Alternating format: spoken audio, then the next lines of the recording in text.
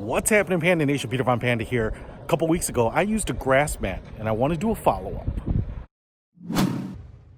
So I had previously shown you this track of dirt here, which was the remnants of digging up a pipe and then burying one again. And what I used is a grass mat, and you can see the remnants of it here as rain and snow, unfortunately, has fallen on it since. And you can kind of see how it is still there, and it's kind of turned into this aquamarine blue white, and so it's pretty obvious that it's not grass, but I do like the fact that they try to make it green. Now what I wanted to show you here is that about 2.5 weeks later, I definitely have grass coming through there, so it might be hard to see, but it's poking through there. Now I have not put any dirt over this, and I really was worried about that because in the past when I've planted grass seed, it's really needed dirt on top of it to germinate and sprout. But I'm really happy here to see that I'm getting grass poking through pretty much everywhere.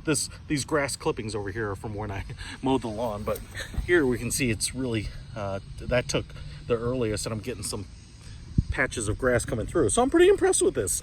You know, I wasn't really expecting much, and I really thought maybe I'd have to order some grass seed and some soil and kind of redo this, but so far it's working, and it's all the way down.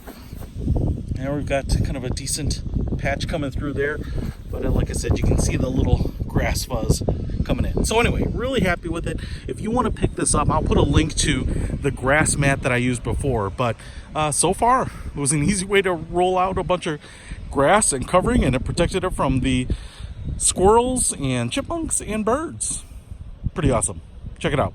Peter Von Panda out.